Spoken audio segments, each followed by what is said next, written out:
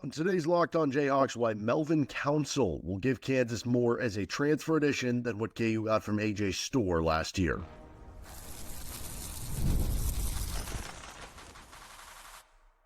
You are Locked On Jayhawks, your daily podcast on the Kansas Jayhawks. Part of the Locked On Podcast Network, your team every day.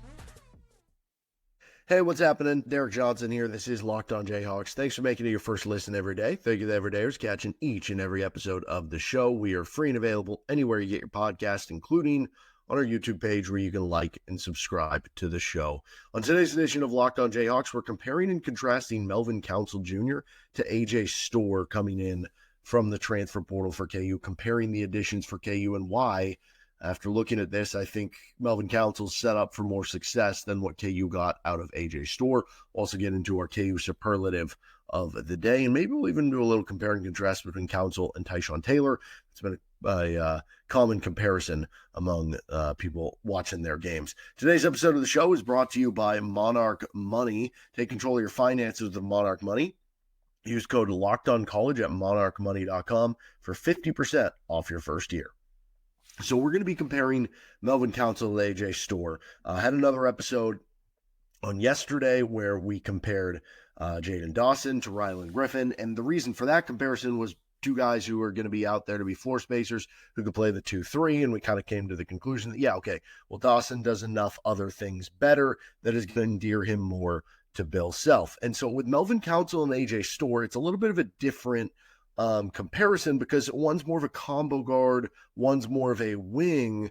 But then when you kind of think about it, you have these guys who are athletic for their position, guys who are going to be better scoring in transition than in the half court. There are some similarities, and especially knowing that if Darren Peterson's going to be your primary on-ball player anyway, both of them would be playing off-ball positions more at Kansas. And then I add to it that I think it's important to make these comparisons and contrasts with players that Kansas brought in, because as we look at last year, you're trying to look at, okay, what went wrong? What can they do better? And as we've talked about, they've done a good job with Bill Self and staff looking for more fit than just pure get the best talent necessarily or get the highest rated, on these transfer lists.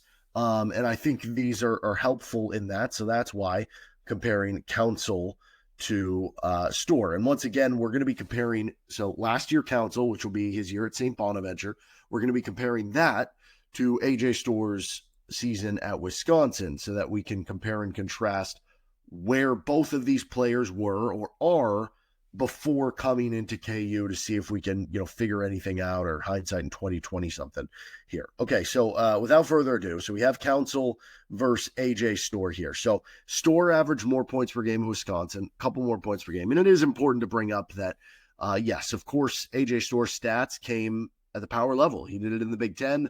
Melvin Council did it in the Atlantic 10, right? Those are a little bit different. The A-10 is a good conference. It's not quite the Big Ten. So you do give a little bit of an edge to Storr in that regard. But effective field goal percentage, actually pretty similar between the two players. The free throw attempt rate, much better for AJ Storr, about double the amount that he was getting to the free throw line than Melvin Council. We didn't really get to see that as much at Kansas. I don't know if that was because of the lack of spacing, of which I think they'll have a little more. I don't know. I guess we'll wait and see on what KU's finals additions are this year. The rebounds per game, though, this one is interesting. Council with 1.5 more rebounds per game. The defensive rebound rate is better. The offensive rebound rate is a little better for Storr. But when you look at what Storr did at Kansas, he did not really grab many rebounds, and that hurt him with Bill Self, certainly. And with Council, you're getting a better rebounder as a guard. And that's him having to play point guard. If he is having to play more off guard at Kansas, which I think he will with Darren Peterson, I think he'll be a much better rebounder than what Storr provided. Also, you're getting much more passing. I mean, it's not even close. 4.1 assists per game for Council, 0.9 for Storr. The assist rate, 23.5% for Council, 6.9% for AJ Storr. And then you look at the assist to turnover rate. It's about 2.3 assists every turnover for Melvin Council, which ranked in the 92nd percentile. AJ Storr is at 0.56 assists per turnovers. That ranked in the 8th percentile. So when you're looking at things that caused AJ Storr to get a quick hook, how many times can you think about just like a dumb turnover? Maybe we should have looked back at this a little more and gone, hey, he's got really bad assist and assist to turnover numbers. How well is he really going to play if the ball's not in his hands? Versus with Council, you can almost draw the correlation of, okay, he's a good passer. He's going to find other teammates. He doesn't necessarily need to dominate by trying to shoot the basketball, which is what Storr tried to do, right? The steal rate, also much better for Melvin Council. Almost 3 times the amount of what AJ Storr's was. He ranked in the 93rd percentile. In steal rate, Storr was in the 19th percentile. And then block rate, which, again, this is one where Storr has like 3 inches on Melvin Council. He's a wing, but Council had 3 times the block rate, 1.5% to Storr's 0.5%. You total it up, Hakeem rate, block plus steal rate, and Melvin Council's was 5.1. AJ Storr's was 1.9, so 2.5 times better. So you're talking about better rebounder, that one a little closer, much better passer with less turnover issues, much better, defensive numbers with steals and blocks. And then you also talked about the usage, right? It didn't work with Storr because he came in and had to be not the guy with the ball in his hand. It was Hunter Dickinson, it was DeJuan Harris. Other guys had their ball in the hand a lot for Kansas this past season that were in AJ Storr. He had to play off ball a good amount, right? Well, with Melvin Council, even though, yes, he's been the point guard at St. Bonaventure and Wagner, his usage rate, 23%. Storr's was at 32%. Like, there's still a sizable difference there. And so the learning curve of how to play without the ball a little bit at less, I don't think it's going to be as big of a deal for Council necessarily. What's interesting, too, is even though Storr had the better shooting percentage and better offensive rebound rate, the offensive win shares was actually very close between the two. Defensive win shares, not even close. Council dominated that one.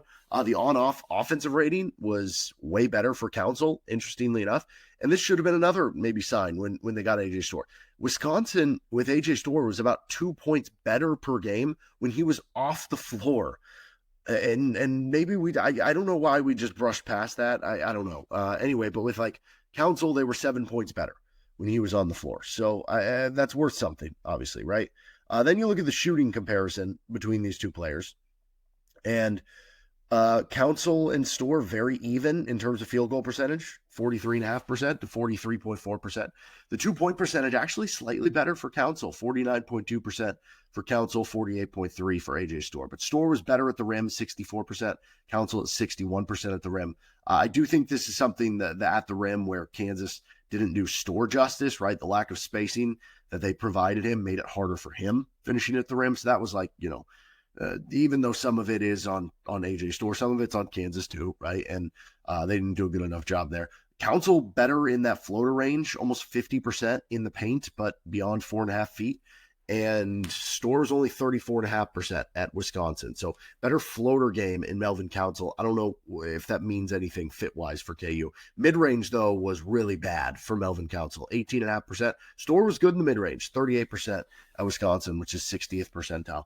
3-point percentage, you look at the above the break, Council at about 30%, Storr at 32%. So slight advantage for Storr there. Or I'm sorry, that's overall 3-point percentage. 30% for Council, 32% for Storr. So slight advantage there. The 3-point attempt rate, both of them are actually very close in 3-point attempt rate. The above the break threes, 30.5% for Storr, 27.5% for Council. So again, edge there for Storr. Corner threes was actually edge for Storr, 43% to 36% for Council. But Storr took very little corner threes. That's a very small volume of corner threes he took, which he was taking a lot more of them at Kansas in the role he was asked to do, and that didn't really translate over. So the small sample size did mean something there. The deep threes was a problem for Melvin Council, 7% on deep threes this past season, which 25 or more foot threes, according to CBB Analytics, 8th percentile. Can Bill self-coach that out of him? If you get the deep threes out of his game, the 3-point percentage becomes much more manageable. But anyway, that was a slight advantage for Storr there as well, just because of what Council did less than what Storr did. Free throw percentage, slight advantage for Council over Storr there too. Overall effective field goal percentage, the advantage for Storr, but it's by 0.3%. True shooting percentage, advantage for Storr by a little over 2%. By PER, 19.7 for Storr, 19.2 to Council. So again, all these numbers are coming against better competition for AJ Storr and what he had to do that against than Melvin Council. But the shooting percentages, slight advantages for AJ Storr. But I don't think that's the idea of why you're bringing in Melvin Council. With Storr, you were bringing him in under the guise of you wanted him to be a scorer and to shoot for you and to add to your offense. With Council, he'll add to the offense in certain ways, his driving ability, his transition game, his speed. But I do think he's being more so brought in because of his all-around game, because of his defense, because of his athleticism, because of his rebounding ability from a guard position, because of the ability to be an extra ball handler and pass the ball without having a bunch of turnovers. And so when you look at that and you look at the areas that, again, as we look at what are better fits with Bill Self, the more rounded player for specifically Bill Self is going to be Melvin Council. And I think that's what that cross comparison showed. What about some comparison? A lot of people have been copying him to Tyshawn Taylor. So how about we get into that next? This episode of Locked On Jayhawks is brought to you by Amazon 4K TV Fire Stick. And with the Amazon Fire TV Stick, you can also turn it into an Xbox. You can turn any TV in your gaming and entertainment hub with the Fire TV Stick 4K devices. No console required. Just grab your paired controller, subscribe or sign in to Xbox Game Pass Ultimate with EA Play included, and you're ready to go. Dive into hundreds of premium titles, including EA Sports, College Football 25, to Call of Duty. It's as easy as streaming your favorite TV shows. And if you already have a console, a Fire TV stick with 4K device is more affordable, and it's easier to travel with, right? I mean, you don't want to be lugging around a bunch of cords and the heavy console and a bunch of games with you. No, it's much easier if you just have that little, Fire Stick. And ever wanted to try out Xbox games without the big upfront investment in a console? Fire TV Stick 4K can be a low pressure way to start exploring. Head over to Amazon.com/Fire TV Locked On to get started. Xbox Game Pass Ultimate subscription and compatible controller required. Available on select devices, including Fire TV Stick 4K, second gen Fire TV Stick 4K Max, first and second gen, and Fire TV Cube, third generation with Amazon Fire TV Stick. Thanks for joining us here on Locked On Jayhawks, making us your first listen every day. Don't forget to check out Locked On College Football or Locked On College Basketball for your second listen every day. And we're going to be having a fun episode coming out for you on Friday, where we go over the top head coaching candidates once Bill Self retires. If you were to retire today, who would those top guys be? We'll get into all sorts of those. So we started that last year. We'll do a re-up of that this year with some updated rankings and updated coaches. Okay, so there's been a lot of comparisons between Melvin Council and Tyshawn Taylor. Now, if I'm making this comparison, I don't think it's fair to make the comparison to senior year Tyshawn Taylor. If that's the expectation, fine. But like that senior year Tyshawn Taylor was really good. He was, I think, third team All-American when it was all said and done. But really over the last half of that season, he was probably, I don't know, you could make a real argument instead of just third team All-American, top 15 player in the country, that he was maybe a top 10 player in the country. He was so good over the last 3 months or so of that season. But also, like, when you look at the role he's going to, because it was T-Rob and it was Tyshawn Taylor as being the high usage guys on that team. I don't know that that'll be the case for Melvin Council, right? You have Darren Peterson.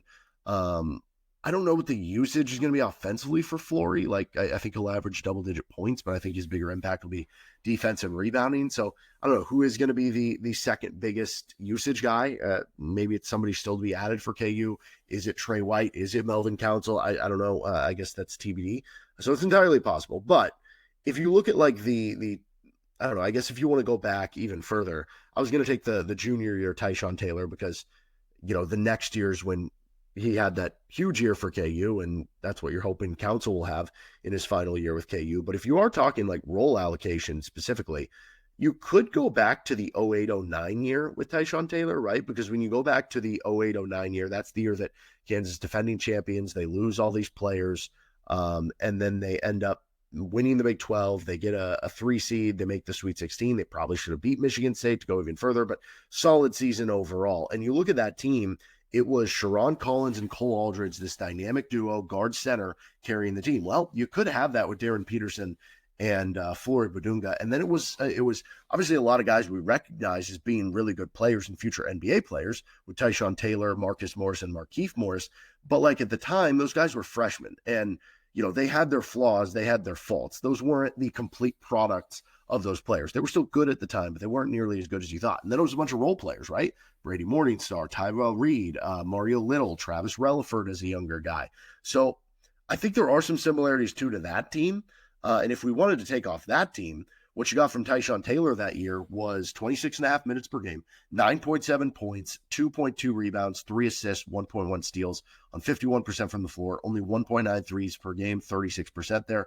I think Council would shoot less than those percentages, but you're probably getting more three-point attempts, probably better rebounding numbers. The assist numbers, I have no idea where to go with those, but also less turnover numbers. Tyshawn was 2.4 turnovers per game compared to 3 assists. We just talked about and just raved about Melvin Council's really good assist to turnover rate. So I think there's some comps there if you want to comp that roster. And then if you look at the junior year of Tyshawn Taylor, 27.1 minutes per game, 9.3 points per game on 48% from the floor, 38% from three. But again, low volume, 1.4 per game.